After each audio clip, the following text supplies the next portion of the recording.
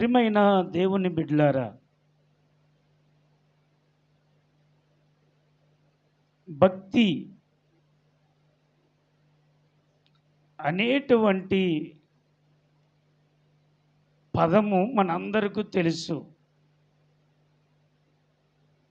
భక్తి ఎలా చెయ్యాలో, ఏ విధంగా చెయ్యాలో, ఏ విధంగా చేస్తే దేవుని కటాక్షము మన మీదకు దిగి వస్తుందో అనేది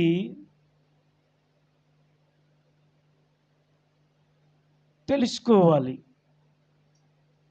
భక్తి యొక్క నిర్వచనము ఏమిటి అని ఆలోచిస్తే యాకోబు అంటాడు, దిక్కుమాలిన వారిని ఆదరించటం, రోగులైన వారిని పరామర్శించటం, విధవరాండ్రులకు సహాయము చేయడము భక్తి అంటాడు. ప్రియులారా, భక్తి అనేటువంటి దానిలో చాలామంది ఏమనుకుంటారంటే, మనుషులకు కనబడితే చాలు అని భక్తి మేము చేస్తున్నాము అనుకుంటారు. చాలామంది ఏమనుకుంటారంటే, నేను భక్తి చేస్తున్నాను అనుకుంటూ తమ్మును తాము పాపములో పడిపోతున్నారు.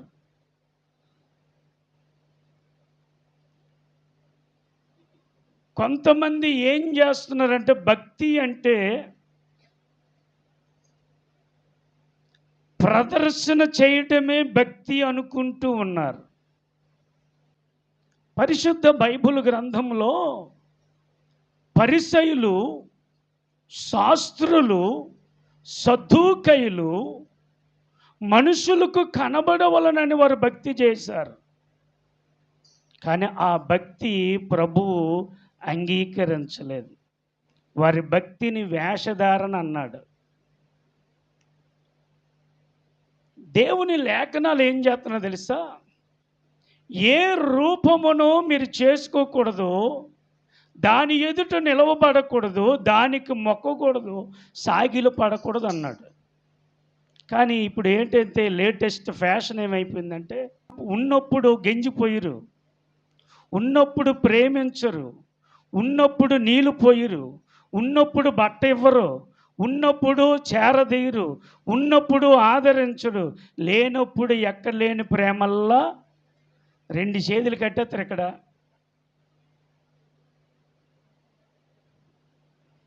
ఎన్నిసార్లు తెలుసా? 3 సార్లు.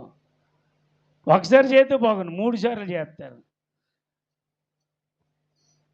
అది భక్తి కాదు, అది పాపము. అది భక్తి కాదు. క్రైస్తవుడు అలాగ చేయడానికి వీలు లేదు అని వాక్యం చెప్తుంది. ప్రియమైనటువంటి దేవుని బిడ్డలారా, ప్రియమైనటువంటి సంఘమా,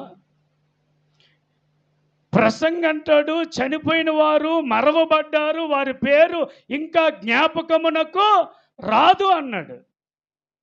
మరి ఎందుకండి ఆ ప్రార్థనలు పెడతారు? జ్ఞాపకార్థ కూడికని ఎందుకు అంటారంటే, బతికి ఉన్న మనము ఇంకా చచ్చిపోకుండా పాపం ఏదైనా ఉంటే సరి చేసుకోవడానికి అది ఒక పాఠము, అందుకే అది పెడతారు. కాబట్టి ప్రియమైనటువంటి దేవుని బిడ్డలారా, భక్తి యొక్క నిర్వచనం ఏమిటో మనం తెలుసుకోవాలి. భక్తి యొక్క నిర్వచనము తెలుసుకొనుట మంచిది. భక్తి యొక్క నిర్వచనం ఏమిటి అంటే, దేవునిపై ఆధారపడడమే భక్తి. హల్లెలూయా, హల్లెలూయా. దేవునిపై ఆధారపడడమే భక్తి. ప్రియమైనటువంటి దేవుని బిడ్డలారా, ఈ లోకములో నీకు ఎన్నో స్థితిగతులు ఉన్నప్పటికీ, నీవు సిరి సంపదలు నీకు కలిగినప్పటికీ, వాటి మీద నువ్వు ఆధారపడకుండా ఆ స్థితిని కలిగించినటువంటి దేవుని మీద ఆధారపడడమే భక్తి. భక్తి యొక్క నిర్వచనము అది. కాబట్టి ప్రియమైనటువంటి దేవుని బిడ్డలారా, దేవునిపై ఆధారపడి బ్రతికితే అదే నిజమైన భక్తి.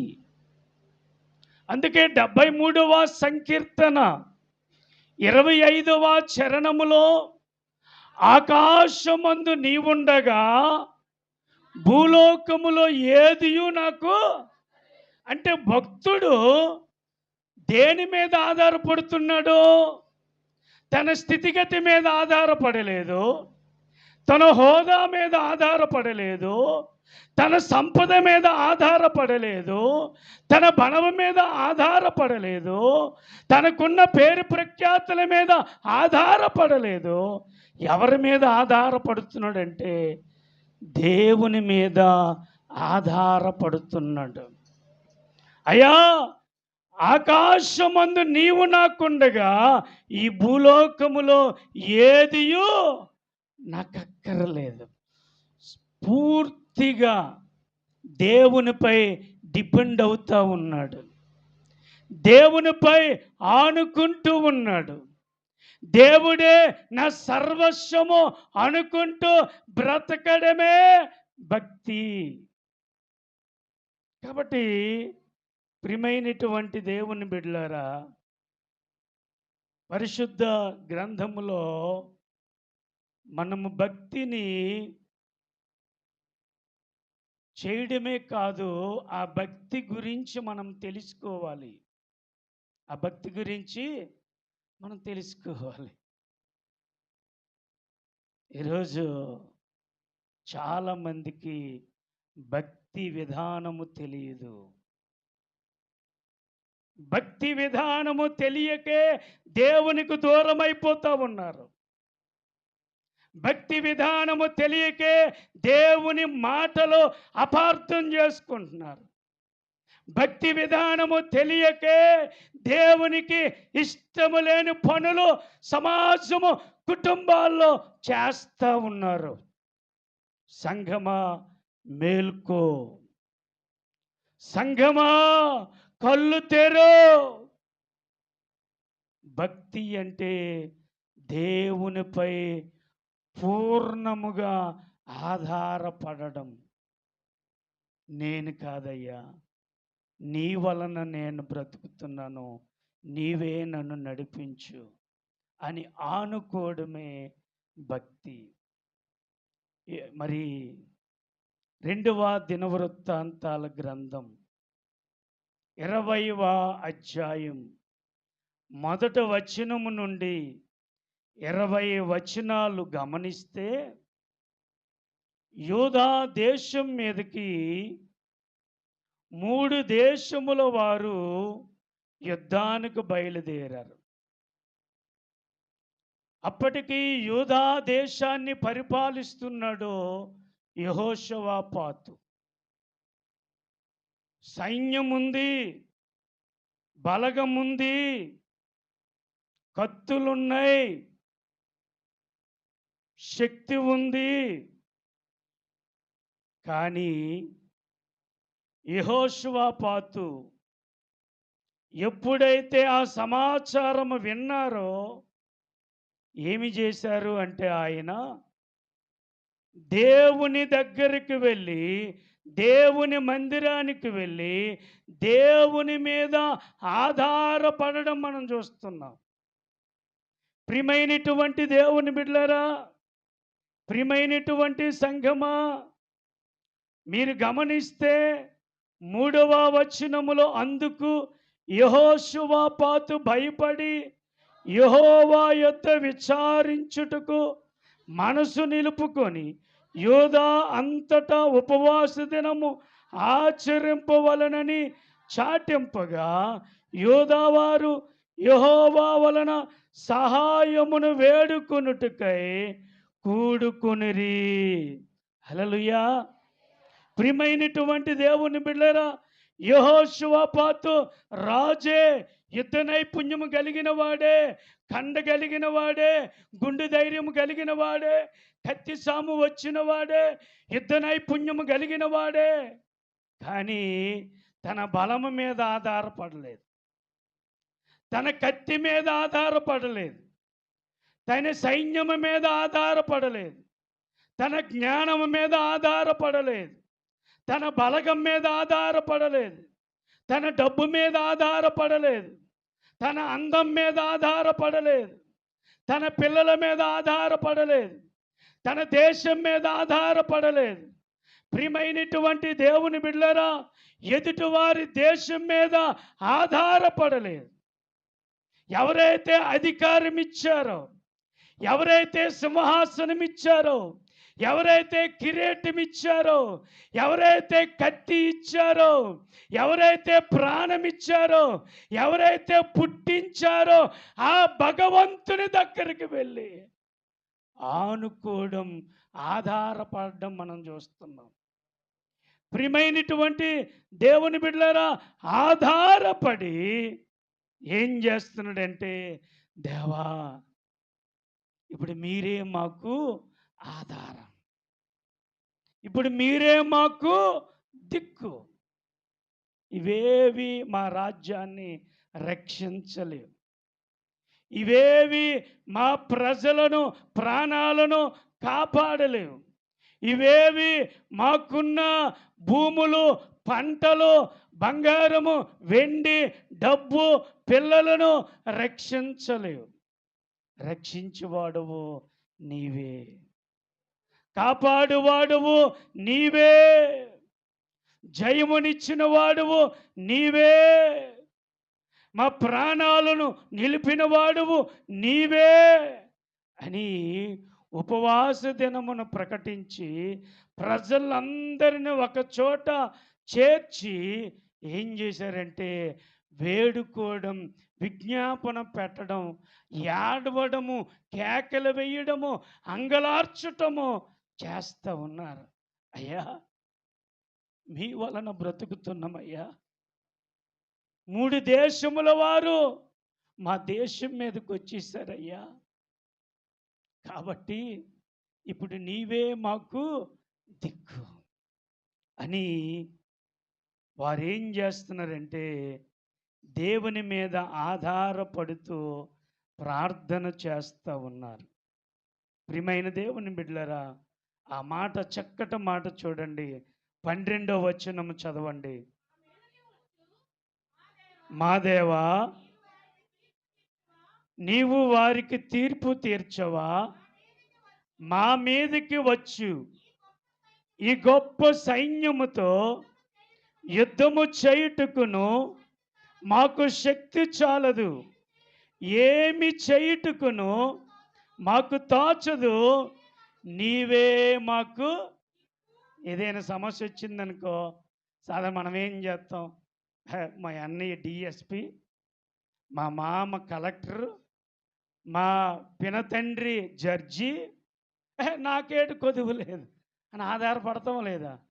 ఎంతమంది ఉన్న కొన్నిసార్లు భూమికి ముద్దెట్టేసి వస్తుంది. ఎవ్వరు ఆ సందర్భంలో సహాయము చేయలేరు, ఎవరు సహాయము చేయలేరు. ఎందుకని? నీకు సహాయం చేస్తూ నువ్వెక్కడ బతికేస్తావేటో అని ఆలోచించే మనుషులు ఈ రోజుల్లో ఉన్నారు. నాకు జ్ఞానం ఉంది కదా, నాకు డబ్బు ఉంది కదా, నేనేదైనా చేస్తానంటే అది ముందుకెళ్ళదు. ఎందుకంటే నువ్వు చేయవలసింది, నేను చేయవలసింది దేవుని మీద ఆధారపడడం నేర్చుకోవాలి. హల్లెలూయా, హల్లెలూయా. కాబట్టి ప్రియమైనటువంటి దేవుని బిడ్డలారా, ఇక్కడ ఏమని ప్రార్థన చేస్తున్నాడంటే, యెహోషువపాతు, అయ్యా నీవే మాకు దిక్కు, మాకు శక్తి చాలదయ్యా అని ఎప్పుడైతే దేవుని మీద ఆధారపడ్డారో, ఆనుకున్నారో, ఏం జరిగింది తెలుసా? ఏ దేశం మీదకైతే మాటుగాండ్రులు పెట్టారో, ఏ దేశవాసులనైతే చంపాలని, రక్తపాతము చేయాలని మాటుగాండ్రులు పెట్టారో, దేవుడు వీరి దేవుని మీద ఆధారపడిన తర్వాత, దేవుని మీద ఆనుకున్న తర్వాత, దేవుడే దిక్కని పూర్తిగా దేవుని మీద భారం వేసిన తర్వాత దేవుడు ఏం చేశాడు తెలుసా? ఏ మాటుగండ్రులు శత్రువులు యోధా వారిని చంపాలని చూశారో, ఆ మాటుగండ్రులే వారే చంపుకోవడము ప్రారంభించారు. మీరు అధ్యాయం చదివితే 21 నుండి 26 వరకు చూస్తే ఆ భాగం కనబడుతుంది. కాబట్టి ప్రియమైనటువంటి దేవుని బిడ్డలారా, ప్రియమైనటువంటి సంగమా, ఎప్పుడైతే వారు దేవుని మీద ఆధారపడ్డారో, ఎప్పుడైతే దేవుని మీద ఆనుకున్నారో, దేవుడు వారికి ఏం చేశాడు తెలుసా? శత్రువుల మీద జయమునిచ్చాడు. చప్పట్లు కూడా దేవుని నామమును మహిమపరచుదాం. నీ ప్రతి విషయములో నువ్వు ఆలోచించాలి.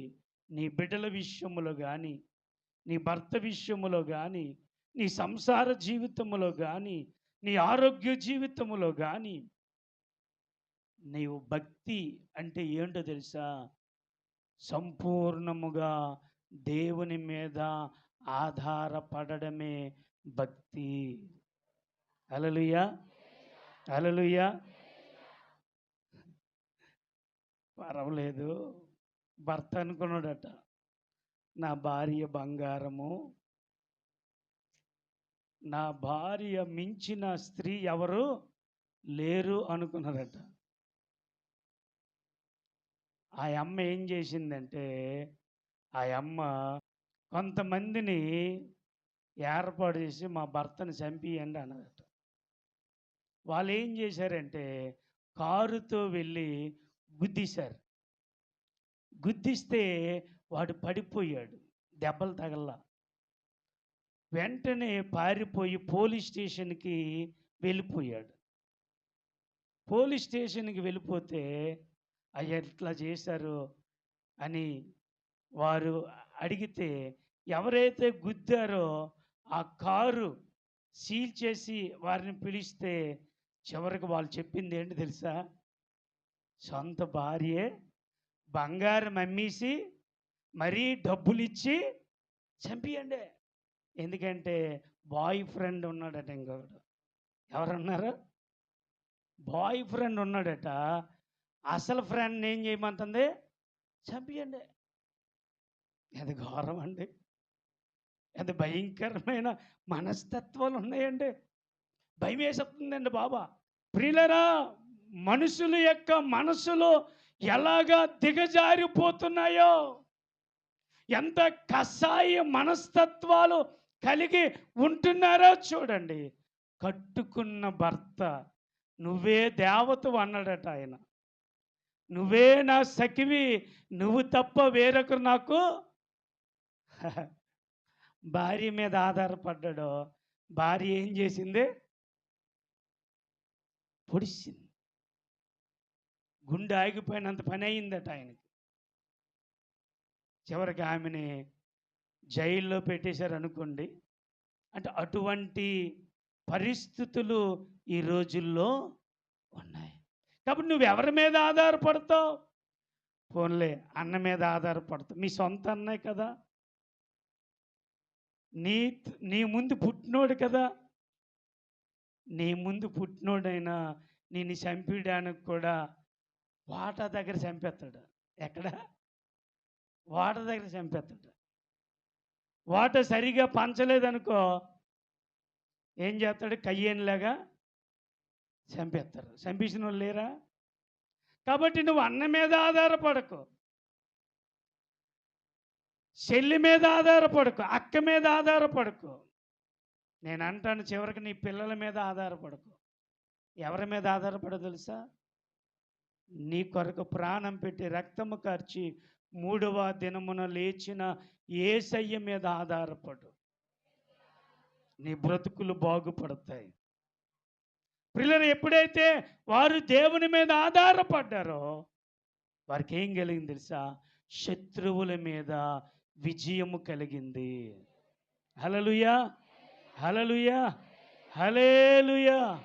నువ్వు దేవుని మీద ఆధారపడితే అదే నిజమైన భక్తి.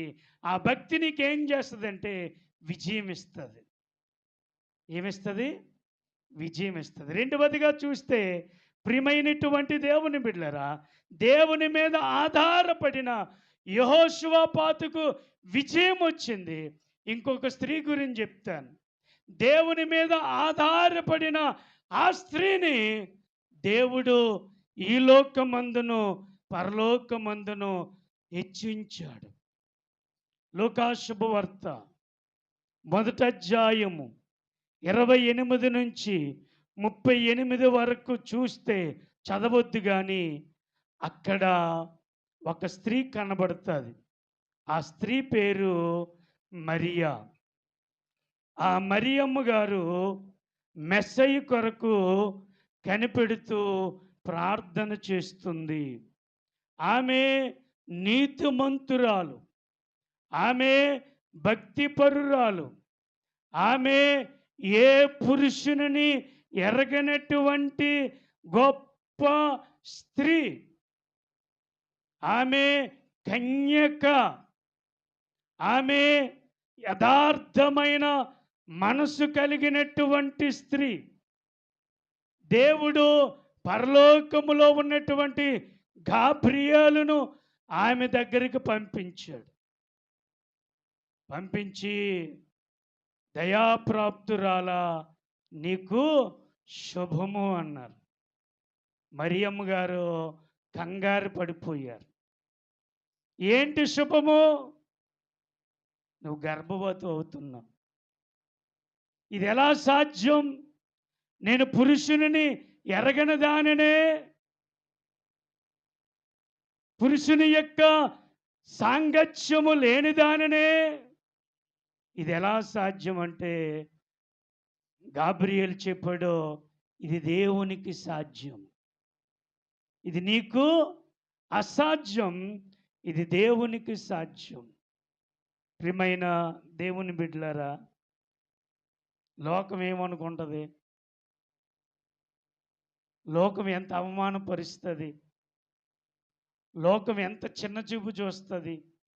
పెండ్లి కాకుండా గర్భిణి అయితే లోకమే కాదు, ఇంటిలో ఉన్నవారు కూడా బయటకు తోసేస్తారు.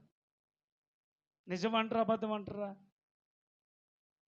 ఇప్పుడు సిచ్యువేషన్ ఎలాగొచ్చిందంటే, మరియమ్మ గారు ఆందోళనలో పడ్డారు. ఇది ఎలా సాధ్యమండి? లోకములో జరుగుతున్నటువంటి పరిస్థితులు ఒక విధంగా ఉంటే నా జీవితంలో అలాగ జరగడానికి ఏంటంటే అది దేవుని చిత్తం అన్నాడు.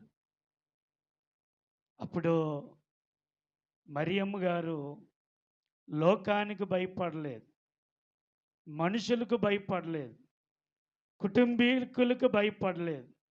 అప్పుడే ప్రదానం చేసి ఒక 3 మాసాలు అయ్యింది. ప్రదానము చేసి కూడా అతనికి భయపడలేదు.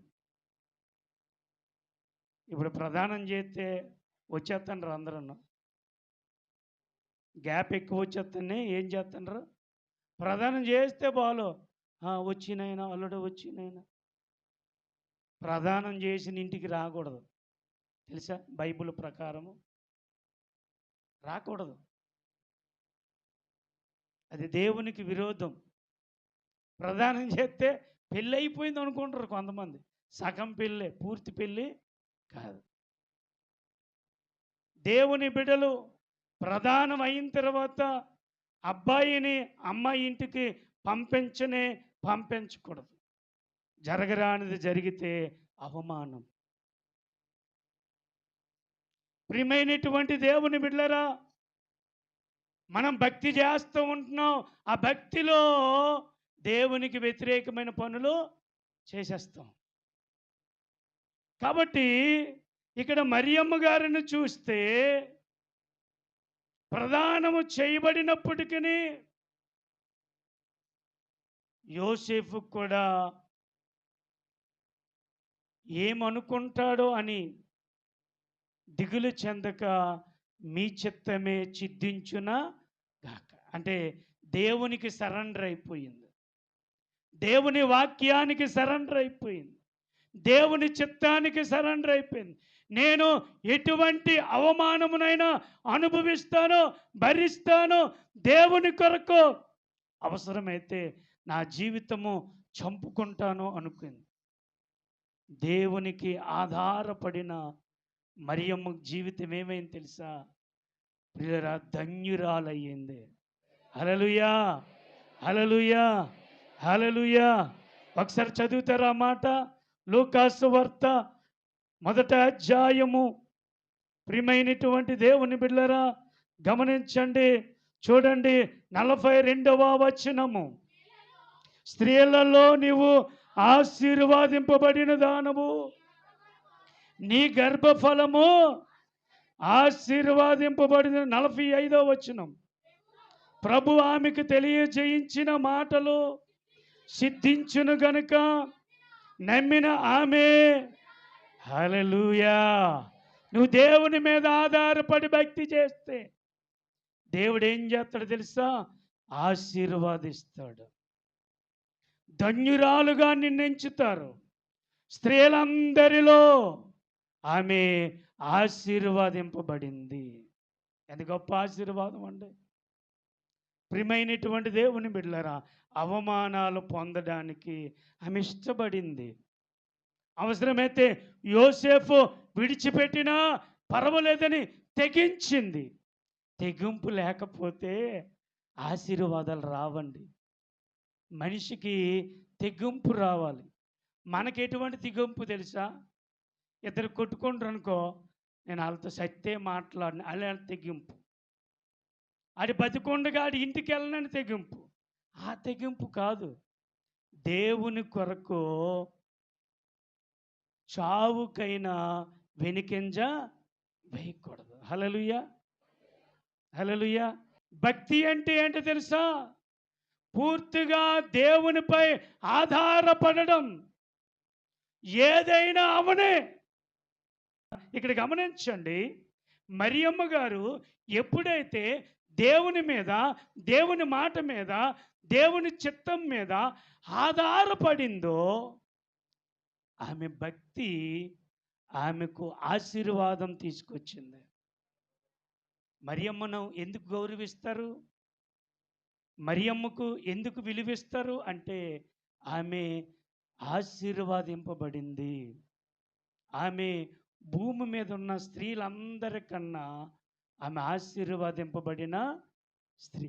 మరి ఆమె వలె నువ్వు అవ్వాలంటే, ఆమె లాంటి పేరు నీకు రావాలంటే, ఆమె లాంటి ఆశీర్వాదం నీకు రావాలంటే నువ్వేం చేయాలి?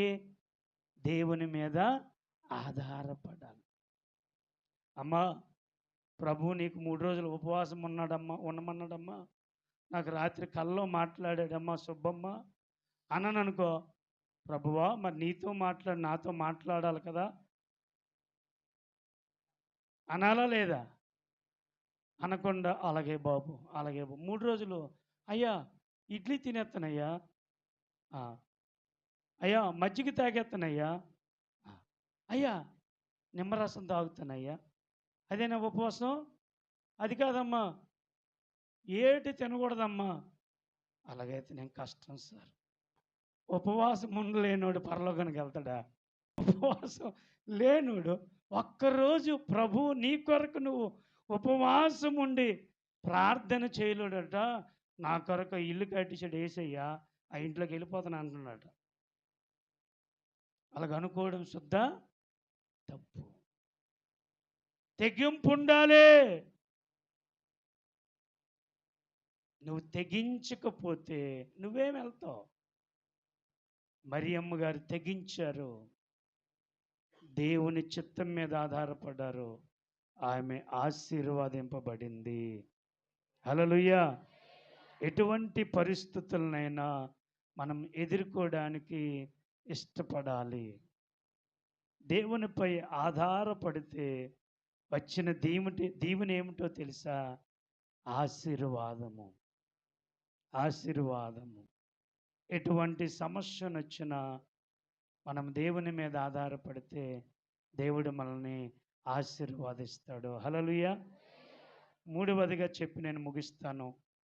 మూడవదిగా ఇంకొకరు ఎవరంటే దేవుని మీద ఆధారపడిన వారు. మత్తయి సువార్త 20వ అధ్యాయం 29 నుండి 34 వచనాలు చూస్తే అక్కడ గ్రుడ్డువారు కేకలేస్తూ దేవుని మీద ఆధారపడ్డారు. అయ్యా, మాకు చూపు లేదయ్యా, మేము గ్రుడ్డువారమయ్యా, అయ్యా సమాజం మమ్మల్ని చిన్న చూపు చూస్తుందయ్యా, అయ్యా విక్రింత పాలు చేస్తుందయ్యా, అయ్యా మేము మా ఇల్లు ఎలాగుంటుందో మాకు తెలియదయ్యా, మా తండ్రి మా తల్లి మా అన్నదమ్ములు ఎలాగుంటారో మాకు తెలియదయ్యా, అయ్యా ఎదుటోళ్ళ మీద ఆధారపడి మేము నడుస్తున్నామయ్యా, ఎదుటోళ్ళు గెంజిపోస్తే మేము తాగుతున్నామయ్యా, యేసయ్యా మమ్మల్ని కరుణించవా, మమ్మల్ని కాపాడువా. యేసయ్య అంటున్నాడు, నేనేం మీకు ఏమి చెయ్యాలి అన్నాడు. అప్పుడు వాళ్ళు ఏమన్నారు తెలుసా? అయ్యా మాకు చూపు కావాలి. హల్లెలూయా, హల్లెలూయా. మాకు చూపు కావాలన్నారు. ఎప్పుడైతే చూపు కావాలన్నారో యేసయ్య మీరు వెళ్ళండి అన్నాడు. వారికి చూపు వచ్చింది. హల్లెలూయా. కనుదృష్టి వచ్చింది. అంటే దేవుని పైన ఆధారపడడం వలన వారికి స్వస్థత కలిగింది. దేవుని బిడ్డలారా, దేవుని పైన ఆధారపడిన వారికి స్వస్థత కలుగుతుంది. అందుకే యవన మనసు నీ మీద ఆధారపడునో ఆనుకునో వానికి పూర్ణ శాంతి గలవనగా యెషయా 26:3 ఉంది. ఎవనికి యాకోబు దేవుడి సహాయుడగునో వాడు ధన్యుడు అన్నాడు. యెషయా గ్రంథం 41వ అధ్యాయము 10వ వచనములో అంటాడు, 41:10 అంటాడు, ప్రియమైనటువంటి దేవుని బిడ్డలరా, దేవుని మీద ఆధారపడిన వారికి దేవుడు సహాయము చేస్తాడు. కాబట్టి భక్తి అంటే దేవుని మీద ఆధారపడడమే. మన మీద ఆధారపడకూడదు. మన మీద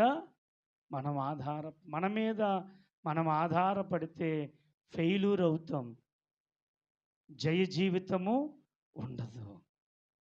దేవుని మీద ఆధారపడితే జయ జీవితం ఉంటుంది, ఆశీర్వాదం ఉంటుంది, స్వస్థత జరుగుతుంది. అది ఆత్మ సంబంధమైన స్వస్థత, శారీరక సంబంధమైన స్వస్థత. కాబట్టి భక్తి యొక్క నిర్వచనం ఏమిటంటే దేవుని మీద ఆధారపడడము మనము నేర్చుకోవాలి. నువ్వు ఎవరి మీద ఆధారపడినా ఎవ్వడు కూడా నీకు ఆదరించలేడు. దేవుని మీద ఆధారపడితేనే నీవు ఇట్టి భాగ్యాన్ని పొందుకోగలవు. కాబట్టి భక్తి యొక్క నిర్వచనం ఏమిటంటే దేవుని మీద ఆధారపడడం. హల్లెలూయా. అది భక్తి. నువ్వు దేవుని మీద ఆధారపడితే ఇవి పొందుకోవడానికి అవకాశము ఉంటుంది. అట్టి కృప దేవుడు మనకు దయచేయునుగాక. ఆమేన్.